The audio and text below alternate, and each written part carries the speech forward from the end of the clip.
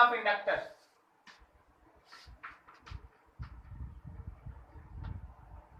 Inductor always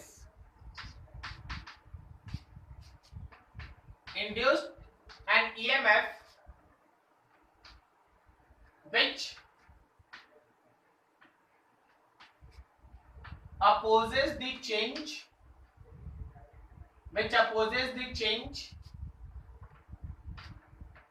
in current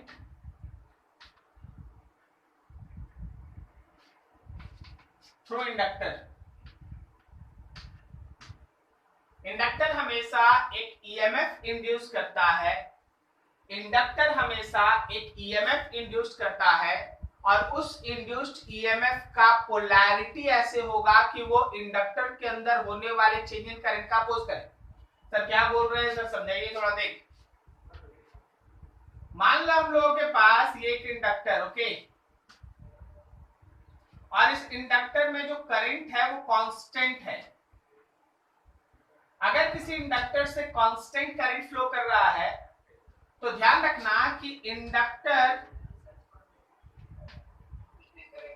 बिल्कुल सही, it just like wire, just like simple wire, कुछ नहीं करेगा, एकदम सही, ठीक है। लेकिन लेकिन लेकिन अगर इंडक्टर के अंदर ये फ्लो करने वाला करंट इंक्रीज कर रहा है तो अब ये इंडक्टर कुछ करेगा। इंडक्टर अपने अंदर एक ईएमएफ इंड्यूस्ड करेगा जो इस करंट के इंक्रीज को अपोज करे, तो क्या उसका प्लस लेफ्ट में होगा? Yes. और उसका मैग्नीट्यूड होगा L times of di by dt। सही है, is L times of di by dt, rate of change of current into L times is the magnitude of that EMF and polarity is towards left. Now see that अगर मेरे पास एक inductor है और उसमें ये current का value decrease कर रहा है तो फिर से ये इंडक्टर चाहेगा कि उस करंट के वैल्यू को घटने ना दिया जाए और वो पोलैरिटी डेवलप करेगा टुवर्ड्स राइट, ओके। इस E का वैल्यू होगा L times of di by dt, सही है। अब देखो यहाँ माइनस नहीं लगा है, यहाँ माइनस नहीं लगा है, क्यों माइनस नहीं लगा बोलो? डिक्रीज हो रहा है तो sir di by dt negative. नहीं, वो बात नहीं है। एक्चुअली बात ये है कि यहाँ का माइनस डायरेक्शन दिखाता वो तो ऑलरेडी है, लेकिन हाँ करंट डिक्रीज कर रहा उसके लिए यहाँ एक माइनस लगेगा, ठीक है। या तुम कहो कि यहाँ का माइनस और यहाँ का माइनस मिलके प्लस हो गया, okay. Direction is towards right, right right की तरफ उसका डायरेक्शन हो।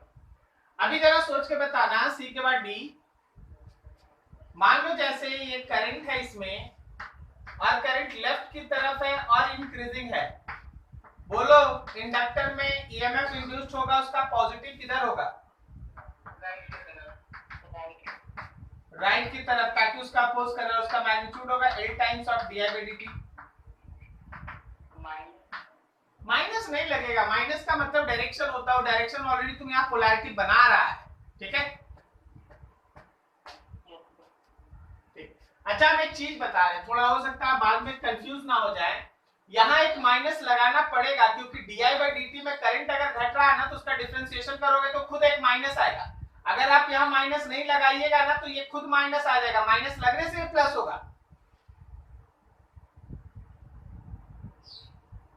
नहीं तो यहाँ सोच समझ के ये देख लेना, ये ओवरऑल प्लस आना चाहिए क्योंकि पोलैरिटी तुम राइट की तरफ बना चुका है, ठीक है। अब और सुनो, काम का बात करते हैं। तो इंडक्टर यहाँ ये दिखता है कि जब कभी भी किसी सर्किट में हमारा करंट का वैल्यू चेंज करेगा, इंडक्टर अपना रोल प्ले करता है और इंडक्टर अपना रोल तभी तक प्ले करता है जब तक कि करंट चेंज करे। Once current becomes constant, inductor is just like conducting wire. Inductor is just like conducting wire. Once current becomes constant, inductor just like conducting wire. क्या आपको समझ में आया? Yes sir. ठीक है। अब जरा गौर करना, थोड़ा सा इंडक्टर इंडक्टर वर्ड भूल जाओ। तो क्या बोलता है यहां, तुमको दिख रहा है कि एक बैटरी चार्ज हो रहा है। Yes sir. तो जैसे आप बोलते हैं कि यहाँ एक बैटरी चार्ज हो रहा है, वैसे ही आप ये सोचिए कि जब इस इंडक्टर के अंदर एक बी फील्ड डेवलप होगा तो इंडक्टर के अंदर इन the form of magnetic field potential energy store होता है। जैसे कैपेसिटर के प्लेट्स के बीच इलेक्ट्रिक फील्ड के फॉर्म में एनर्जी स्टोर होता है, and the formula is q square by 2c, half cv square और हाफ qb। उसी तरह इंडक्टर के अंदर इन the form of magnetic field energy stored होता है, and the formula is half li square. अगला डेरिवेशन उसी का है, नोट करो इसको फटाफट। Derivation for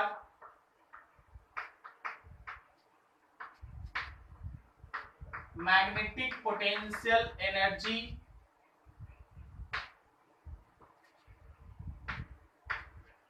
stored inside inductor.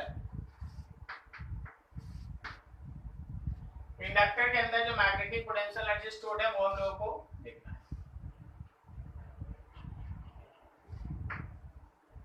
यहाँ पे मान लो ये करंट का वैल्यू इंक्रीज कर रहा है, ओके,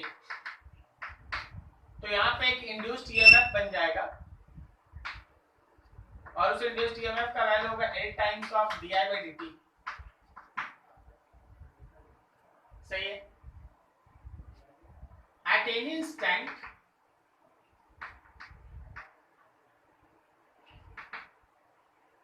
अगर आप थोड़े से समय में यहाँ पे आप करंट को देखना चाहते हैं, at any instant let I is current, then in a small time dt, then a small time dt charge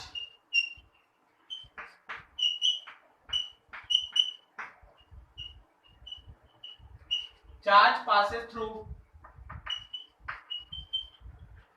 inductor. क्या हम लोग उस स्मॉल चार्ज को लिखते हैं current into small time dt। Yes sir. so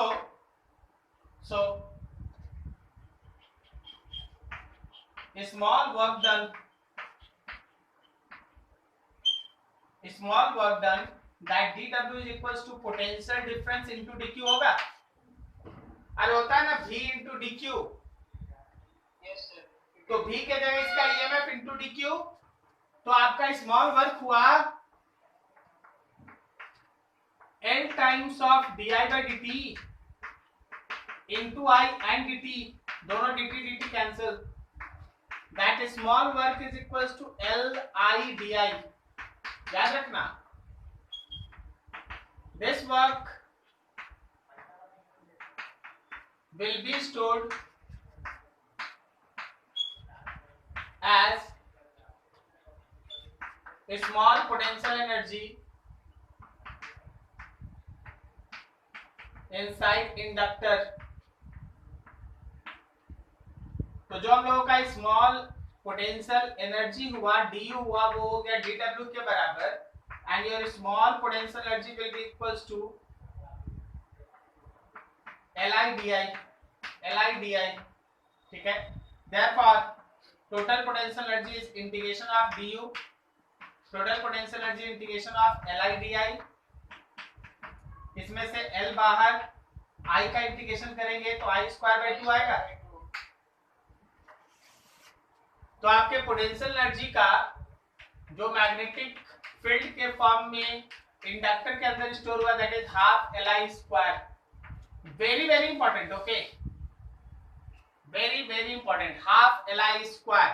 कभी भी अगर किसी इंडक्टर के अंदर का करंट I है, किसी भी इंस्टेंट पे अगर किसी इंडक्टर के करंट का वैल्यू I है, तो याद रखना उसके अंदर मैग्नेटिक फील्ड के फॉर्म में एनर्जी स्टोर रहता है, और जो एनर्जी स्टोर होता है that is written as half Li square.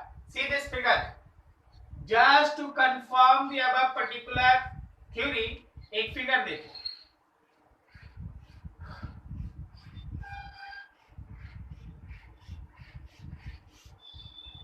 मान लीजिए हम लोगों के पास ये एक इंडक्टर है, यहाँ पे एक बैटरी है और हम लोग है ना इसको ऐसे की रखे हैं, ऐसे बैटरी है, ठीक है। अब सोचना जैसे ही तुम की क्लोज करेगा इंडक्टर में करंट का वैल्यू 0 से बढ़ के आई होना चाहेगा, सही है। अगर किसी इंस्टेंट पे समझिएगा t इक्वल्स टू 0 टाइम पे यहाँ पे करंट 0 था, लेकिन जैसे ही सर्किट क्लोज किया गया t इक्वल्स टू t पे करंट का वैल्यू बढ़ के हो गया I, मतलब करंट तो ऐसे बढ़ रहा था। तो जब करंट ऐसे बढ़ रहा था इसमें एक ईएमएफ डेवलप हुआ जो इस करंट को अपोज करने का पूरा कोशिश किया, लेकिन करंट बढ़ते गया और करंट एक सर्टेन वैल्यू को रीच कर गया।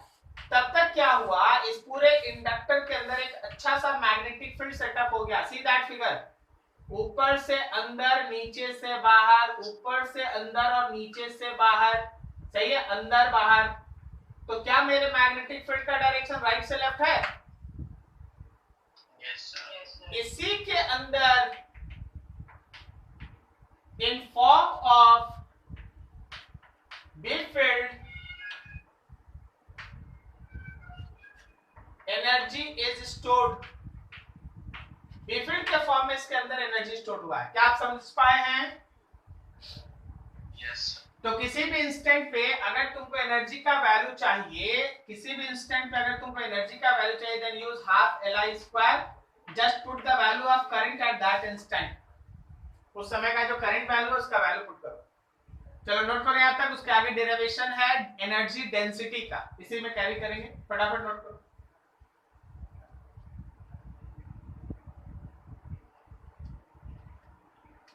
क्या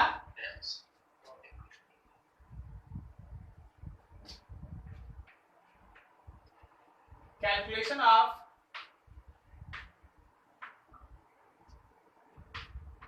एनर्जी डेंसिटी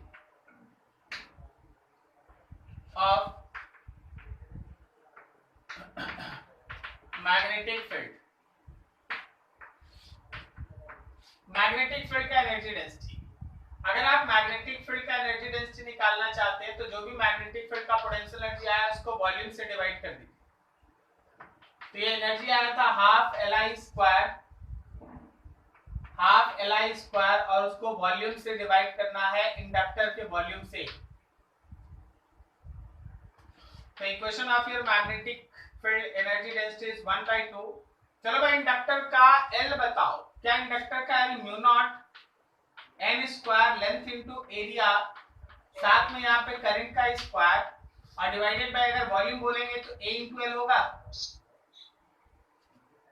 बोलो बोलो, क्या volume area of cross section into length होगा? Yes sir. तो ये देखो L के साथ ये L कैंसिल, तो तुम्हारे पास बिग फील्ड के फॉर्म में एनर्जी डेंसिटी हो गया 1/2 mu not n square I square. अब थोड़ा सा इसको एडजस्ट करना है, 1/2 mu not square n square I square divided by mu not, सही है। तो ऊपर वाला म्यू नॉट ni को गौर से देखो, 1/2 म्यू नॉट ni का स्क्वायर बाय म्यू नॉट। तो आपका बी फील्ड के फॉर्म में एनर्जी डेंसिटी हो गया 1/2 B square by mu naught, 1/2 B square by mu naught, ठीक है। जैसे आपको हम यहाँ लिख दे, वैसे यहाँ जरूरत नहीं, फिर भी लिख दे। क्या आपको याद है इलेक्ट्रिक फील्ड का एनर्जी डेंसिटी होता है 1/2 epsilon naught E square. Yes sir. तो मैग्नेटिक फील्ड का एनर्जी डेंसिटी होता है 1/2 B square by mu naught. एकदम एक जैसा इक्वेशन होता है। नेचर हमेशा याद रखना, एक वर्ड है सिमेट्री, उसको फॉलो अप करता है। नेचर हमेशा सिमेट्री को फॉलो करता है। अगर कहीं इलेक्ट्रिक फील्ड का इक्वेशंस है तो मैग्नेटिक फील्ड आएगा, मैग्नेटिक फील्ड का इक्वेशंस है तो इलेक्ट्रिक फील्ड का भी अपना इक्वेशन होगा। इलेक्ट्रिक फील्ड से मैग्नेटिक फील्ड बनता है तो मैग्नेटिक फील्ड से इलेक्ट्रिक फील्ड भी बनता है। तो नेचर हमेशा इस तरह के सिमेट्री को फॉलो अप करता रहता है और उसी हिसाब से काम करता है। क्लियर? तो ये रहा energy density in the form of magnetic field, b square by 2 mu naught, ये electric field 1/2 epsilon naught e square. Note करो इसको भी अच्छे से।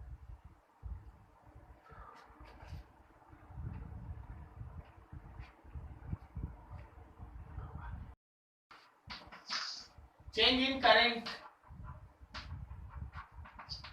in X, self induction of X,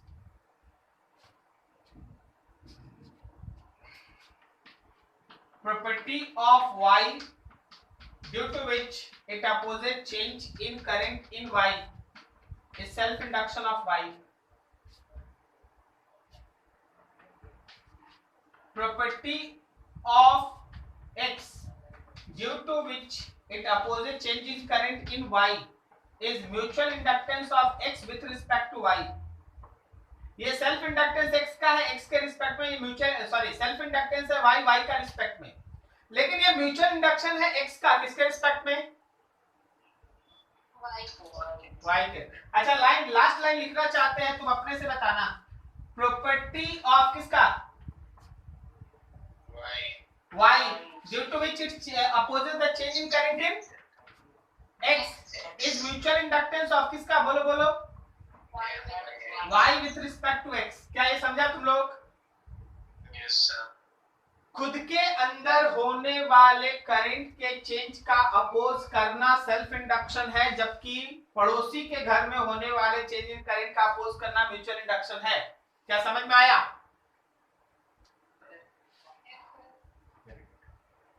तो भाई कुछ कहानी लिख लीजिए, उसके बाद फिगर वर्ड नोट कीजिएगा। लिखिए जरा, ये फिगर बनाने का जगह छोड़ दो, ये लिखने का भी जगह छोड़ दो, तुम अपना कहानी लिख लो। लिखो, when key is closed,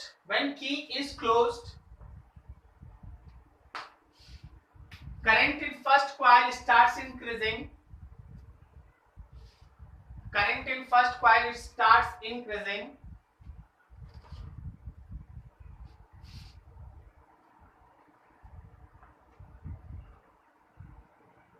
So when key is closed, current in first coil it starts increasing. So magnetic field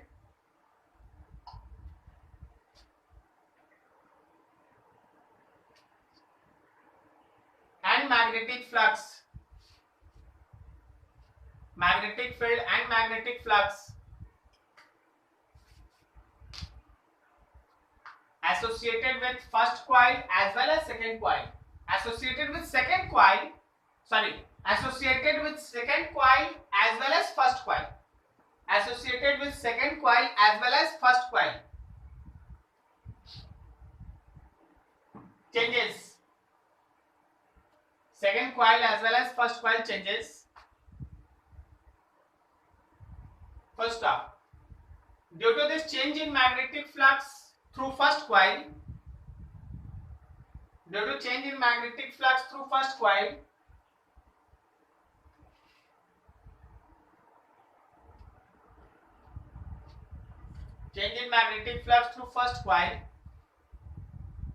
and EMF is induced in first coil,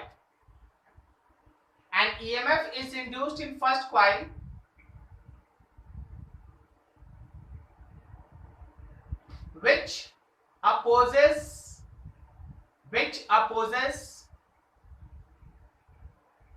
the change in current in second coil,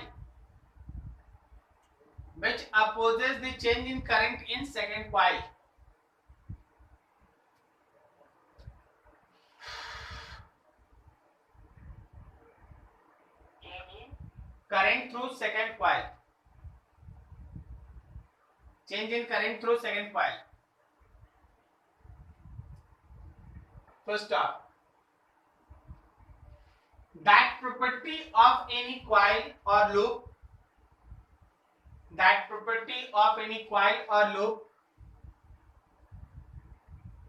due to which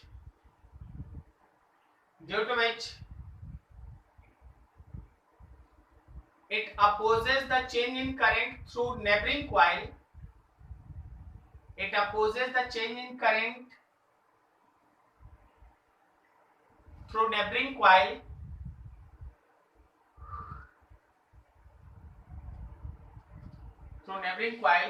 is known as mutual induction. is known as mutual induction. Sir एक बार property से फिर से बोलिए अच्छा आपको याद रहेगा यार इतना बोल, हम तो बस बोले जा रहे हैं.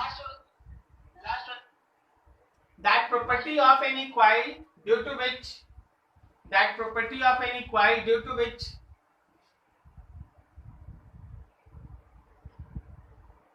it opposes the change in current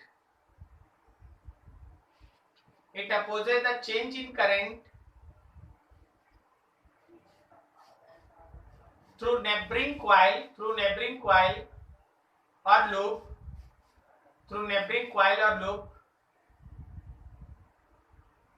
is known as mutual induction.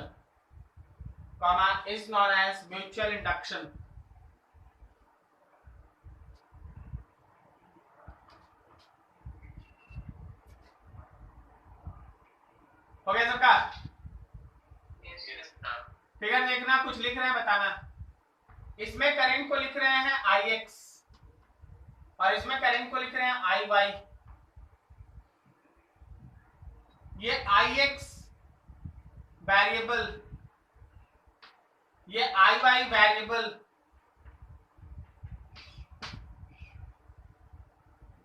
अब बताओ सोच के, if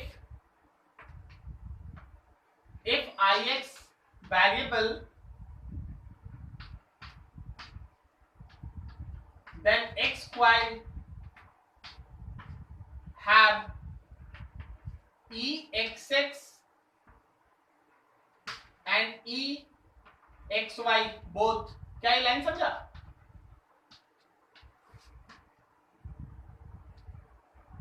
अगर Ix वेरिएबल है तो खुद अपने करंट के वेरिएबल होने की वजह से self induced EMF, self induction का, और Iy if Ix variable, Iy variable, दोनों वेरिएबल है, और Iy के वेरिएबल होने से म्यूचुअल इंडक्शन. क्या समझा? Yes, sir. ये म्यूचुअल इंडक्शन का ईएमएफ, ये सेल्फ इंडक्शन का ईएमएफ. अब इसी तरह दूसरा देखना, if Ix and Iy variable, then Y coil के अंदर EYY किसका इफेक्ट है? ये सेल्फ इंडक्शन. और EYX ये किसका इफेक्ट है? Mutual induction. इसके लिए रिस्पॉन्सिबल कौन है? इसके लिए रिस्पॉन्सिबल कौन सा करंट है? इसके लिए रिस्पॉन्सिबल कौन सा करंट है? Iy. और इसके लिए रिस्पॉन्सिबल कौन सा करंट है? Ix. क्या आपको हर चीज एकदम बारीक से बारीक चीज के बारे में समझ में आ रहा है? मान लो तुमको टेस्ट करते हैं, सोच के बताना.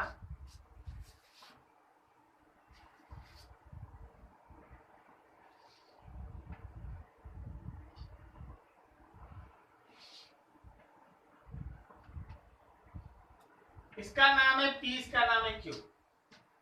इसमें करंट है Ip जो कांस्टेंट है, और इसमें करंट है Iq जो वेरिएबल है.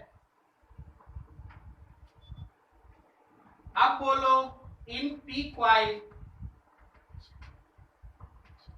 सेल्फ इंडक्शन या म्यूचुअल इंडक्शन? Mutual induction. क्या इसमें EPP और EPQ में कौन होगा? EPQ. EPP नहीं होगा. क्यों नहीं होगा? क्योंकि इसका करंट खुद कैसा है? कांस्टेंट. इन Q कॉइल में बोलो जी, EQQ होगा कि EQP होगा?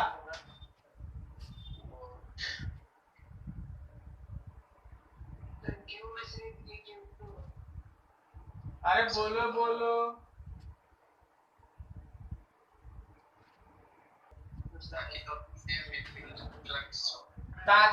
ताकि मैग्नेटिक फ्लक्स दोनों एक दूसरे का जुड़ सके. सही है ना? Yes, sir. अच्छा भाई, आप लोग सबको ही भगवान सबको 2 हाथ दिए ही है। एक छोटा सा एक्सपेरिमेंट है, घर में ही कर लीजिए अपने आप। सामने रहते हो तो हम आपको दिखाते हैं। आप दोनों पाम को एक दूसरे के सामने पैरेलल रखिए, ओके। Yes, sir. और दोनों पाम को 2 कॉइल मान लीजिए। तो एक का करंट अगर चेंज करेगा तो उससे जो बी फील्ड होगा, क्या वो दूसरे से भी जुड़ जाएगा? Yes, sir. हाँ। अब क्या करना है, दोनों पाम को एक दूसरे के परपेंडिकुलर कर ले। Yes, sir. अब देखना, अगर राइट वाला और लेफ्ट वाले पाम को अगर परपेंडिकुलर कर लिया तो राइट का जो बी फील्ड बनेगा वो लेफ्ट वाले पाम के पैरेलल होके निकल जाएगा, कटेगा नहीं। सही है? Yes, sir. क्या सब कोई सोच पा रहा है? क्या सब कोई सोच पा रहे हैं? Yes, sir. हाँ। अरे बोलो यार, हाँ ना बोल दो। Yes, sir. बोल रहे लगता है आवाज नहीं आ रहा। अब नहीं आ रहा है तो नहीं सुन पा रहे हैं, इसलिए बोले कस के बोल। Yes, sir. Very good. तो अब देख, हुआ क्या कि ये दोनों कॉइल मिलन बाबू है एक दूसरे के बगल में रखा हुआ, लेकिन ओरिएंटेशन ऐसा हो गया कि एक का मैग्नेटिक फील्ड दूसरे से जुड़ेगा ही नहीं। सही है? Yes, sir. इसीलिए कहा जाता है कि coil should be electromagnetically coupled. Word है इलेक्ट्रोमैग्नेटिकली कपल्ड, इसका मतलब कोई कपलिंग नहीं है। इसका मतलब है कि एक का फ्लक्स दूसरे से भी जुड़ा रहे। समझा? Yes, sir. Yes, sir. तो जहां पिछला पूरा टॉपिक लिखे ना, वहां के स्टार देके लिख लीजिए, for mutual induction coil must be electromagnetically coupled. Calculation for mutual inductance. अभी जरा गौर करना, अगर हम लोग ईएमएफ लेंगे सेकेंड कॉइल में तो याद रखिएगा, सॉरी अगर हम लोग फ्लक्स लेंगे सेकेंड कॉइल में तो याद रखना कि ये डिपेंड करेगा करंट ऑफ फर्स्ट कॉइल। अगर सेकेंड कॉइल का फ्लक्स सेकेंड के करंट पे डिपेंड करता हुआ दिखा दिए तो वो सेल्फ इंडक्शन है। Yes, sir. अगर सेकेंड का फ्लक्स को फर्स्ट के करंट से दिखाए तो ये म्यूचुअल इंडक्शन है। आपको एक एक Yes, sir. चीज बारीकी से समझना हो।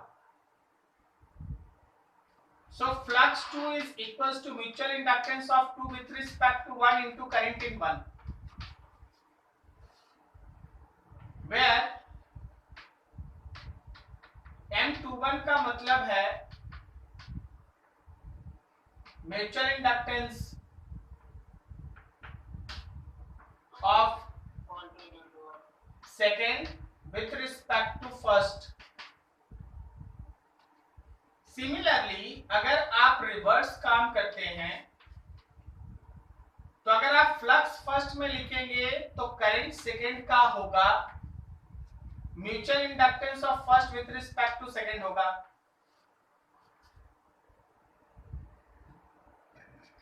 Where M12 is mutual inductance of first with respect to second। Mutual inductance of first with respect to second, ये फ्लक्स के बारे में डिस्कशन था। अब देखो भाई, यहां से अगर तुमको ईएमएफ चाहिए, EMF induced in second is minus rate of change of flux in second by DT. So EMF induced in second with respect to first is minus d by dt of flux 2, और flux 2 का value है mutual inductance of 2 with respect to 1 into I1। So EMF induced in second is equals to minus mutual inductance of 2 with respect to first d I1 by dt। ये है mutual inductance के कारण induced EMF का value.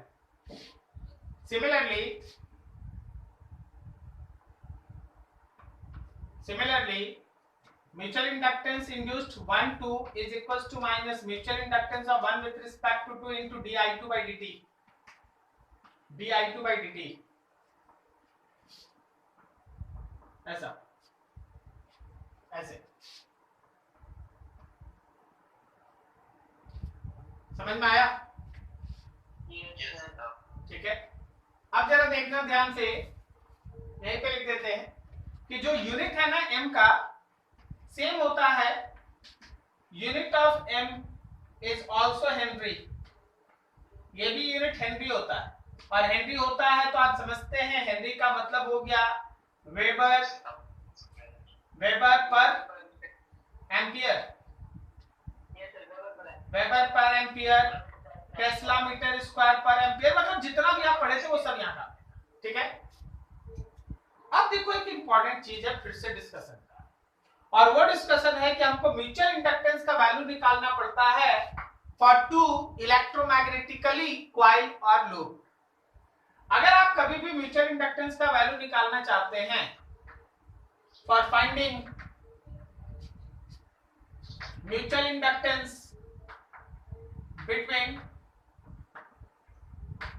Pair of coil, loop, inductor etcetera, याद रखना mutual inductance निकालने का सीधा मतलब है कि आप फ्लक्स निकालिए, डिवाइड कीजिए करंट से।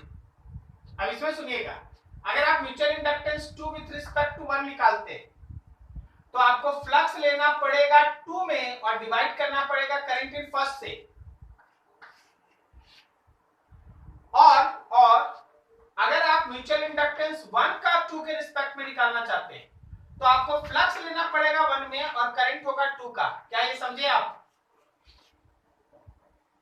Yes, sir. तो आगे एक छोटा सा डेरिवेशन है, डेरिवेशन इसी कॉन्सेप्ट पे बेस्ट है कि अगर दो कॉइल, अगर दो इंडक्टर इलेक्ट्रोमैग्नेटिकली कपल्ड है तो उनके बीच का म्यूचुअल इंडक्टेंस का इक्वेशन क्या होगा। नोट करो यहां तक, आगे डेरिवेशन करते हैं ध्यान से। Derivation for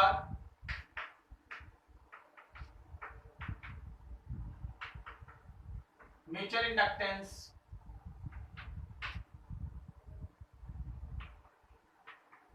between two indicators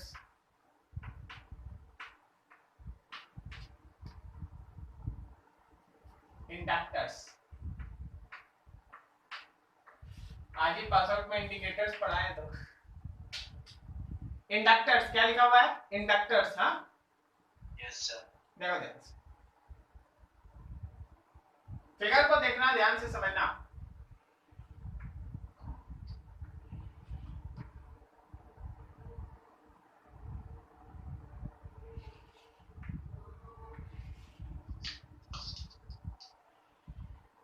देखो भाई, ये एक पर्टिकुलर इंडक्टर है,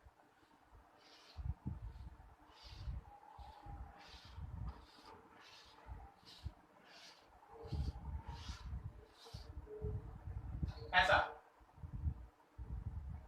और इसी इंडक्टर के अंदर एक दूसरा इंडक्टर है, इसके अंदर है, तो क्या दोनों इलेक्ट्रोमैग्नेटिकली कपल्ड है? एक का फ्लक्स दूसरे से चेंज करेगा? बोलो बोलो, अरे दोनों जुड़ा हुआ ना यार एक साथ। Yes, sir. Yes. बोल रहे थे माइक ऑफ. आज इसको कह दो फर्स्ट कॉइल, और ये येलो वाला है सेकंड कॉइल। येलो दिखता है वहां से? Yes, sir. ठीक है, सेकंड कॉइल का number of turns N2, length L, area A2, area यहां से यहां तक A2। फर्स्ट कॉइल का number of turns N1, length same रखते हैं, एरिया A1, इसका ये पूरा एरिया A1, दोनों का लेंथ सेम है L। ठीक है, अब बता तुमको म्यूचुअल इंडक्टेंस किसका किसके रिस्पेक्ट में निकालना है। तुम जो बोलेगा हमको डेरिवेशन वैसे ही करना होगा। बोलो,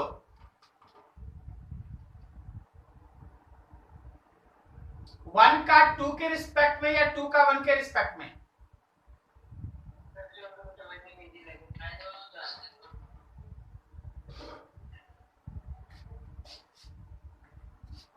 We have to find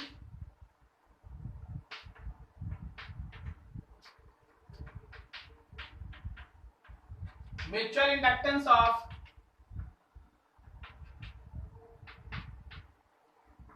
first coil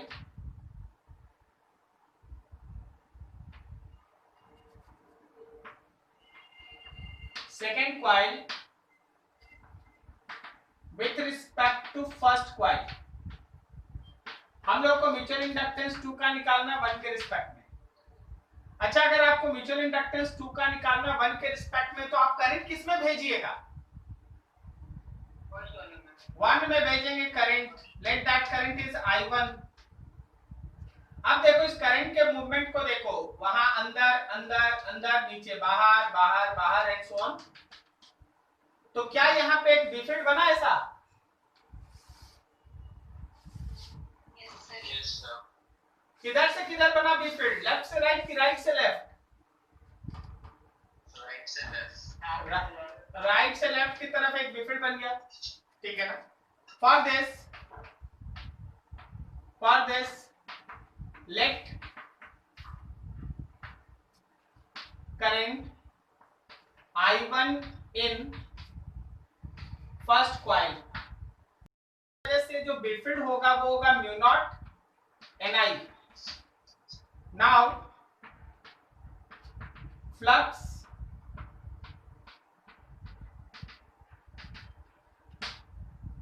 associated with second coil, second indicator से फ्लक्स। क्या सेकेंड इंडिकेटर से फ्लक्स में 3 टर्म आएगा, BNA। बीफील्ड किसका होगा? तो फर्स्ट का। नंबर ऑफ टर्न्स किसका होगा? सेकंड का। एरिया किसका होगा? सेकंड का। क्या सबको समझ में आया? Yes, sir. बीफील्ड फर्स्ट का, नंबर ऑफ टर्न सेकंड का, एरिया सेकंड का। चलो भाई सब वैल्यू पुट करो। Then flux 2 is equals to mu naught N1 I1, यहां पे N2 इंटू L और साथ में A2, सही है? ये तो टोटल नंबर ऑफ टर्न्स है ना? Yes, sir. ये तो टोटल नंबर ऑफ टर्न्स है, तो number of turns into length. तो थोड़ा देखना, तुम्हारे फ्लक्स 2 का वैल्यू हो गया mu naught N1 N2 I1 L into area 2। अब देखो जी, फ्लक्स आपको मिल चुका है, तो अगर आपको म्यूचुअल इंडक्टेंस चाहिए 2 का 1 के रिस्पेक्ट में, तो फ्लक्स 2 में करंट 1 से डिवाइड करो, सही है ना? Yes, sir. तो हम लोग के पास वैल्यू हुआ mutual inductance of 2 with respect to 1 is equals to mu naught N1 N2 I1 L A2 divided by A1, सही है? I1. ओ सॉरी, I1. I1 क्या सही है? Yes. ठीक है, चलो भाई ठीक है। तो ये I1 कैंसिल, तो आपको मिला mutual inductance of 2 with respect to 1 is equals to mu naught N1 N2 L into A2, mu naught N1 N2 L into A2, सही है ना? Yes, sir. This is mutual inductance of 2 with respect to 1, N1 N2 L into A2। कोई दिक्कत नहीं किसी को? No, sir. देख लीजिए किसी को कोई प्रॉब्लम नहीं? अब जरा देखिएगा, ध्यान से समझिएगा, ठीक है? हम निकालना चाहते हैं नाउ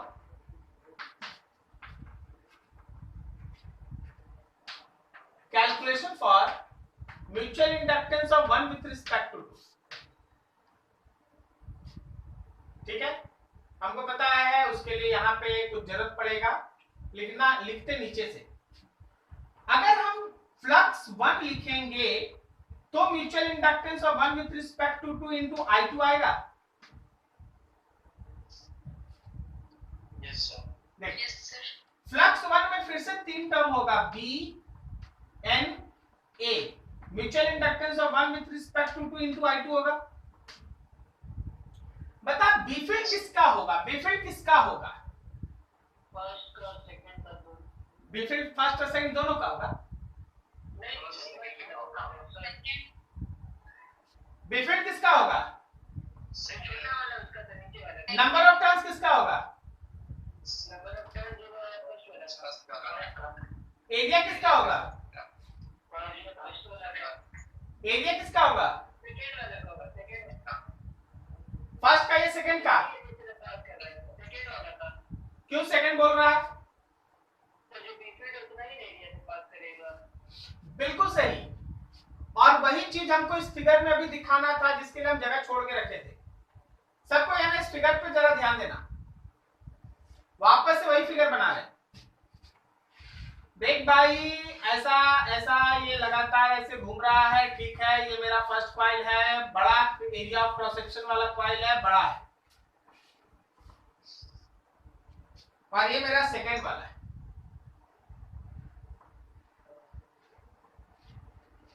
सबसे इंपॉर्टेंट बात ये है कि जब आप करंट इसमें भेजेंगे, I2 में भेजेंगे, तो याद रखिए इसके I2 की वजह से जो बी फील्ड है ना वो केवल इसी एरिया में रहेगा।